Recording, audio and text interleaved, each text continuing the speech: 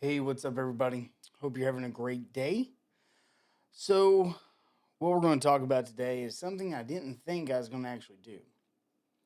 I don't generally like subscription based things for tools that I need, like Photoshop and Lightroom, but here we are.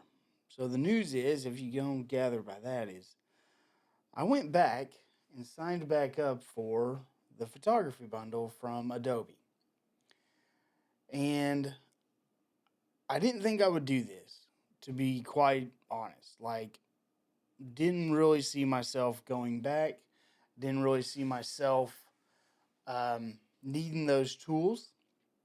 But as I am kind of stepping back into photography and some of the plans that I have and the goals and everything else is like, man, Lightroom and Lightroom Classic, and they're two different pieces of software.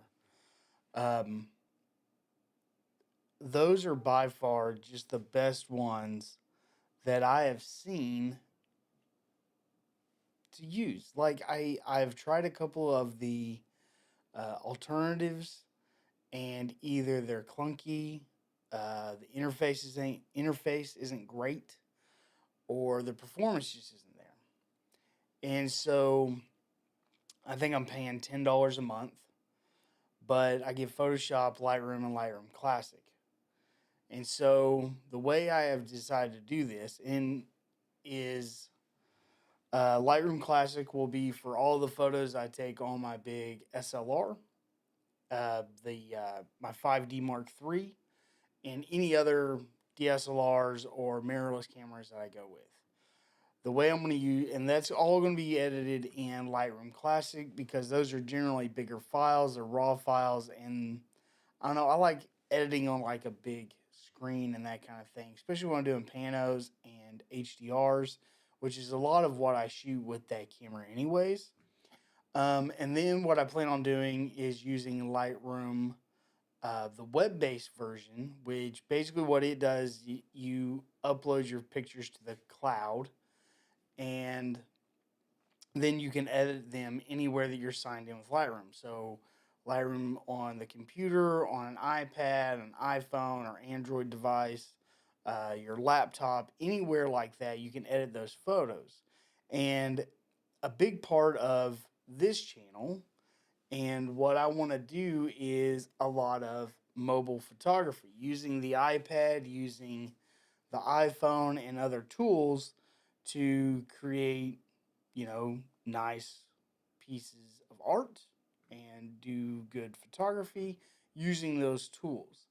And so, what that's going to allow me to do is pretty much, I got a little graphic and I'll bring that up right now. So, basically, we're going to shoot on the iPhone.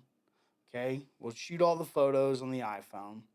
Those will then, once I'm back with cell service or network or something like wireless or something that my iPad's also connected to, or once it gets a connection, because I don't have the cell version of my iPad Pro. It is just a Wi-Fi model. But anyways, so then my Photos app on the phone will then sync with the Photos app on the iPad in the cloud, and then I can import those into Lightroom and edit the photos inside of Lightroom on the iPad while I'm on a trip.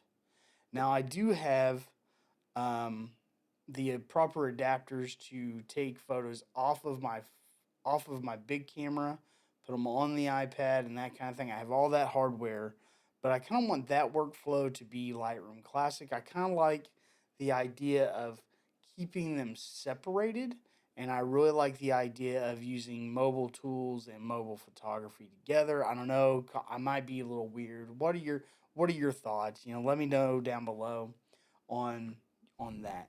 So, anyways, that's kind of how I'm planning on using this. Is Lightroom, the web-based version that can be anywhere.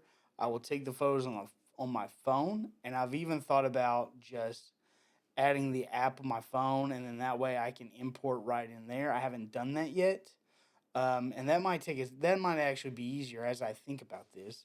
That might actually be easier. Put the app on my phone, add those to my library as I take them, and then put them in um, Lightroom. That gets synced over to the iPad. I can then edit on the iPad, or I can edit on the computer when I get home or a laptop or whatever.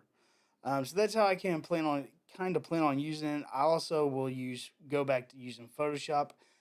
I've been using Affinity Photo for a while. It's okay, but the mobile apps, I don't know. I get confused by the mobile apps. I got confused by some of the tools and that kind of thing.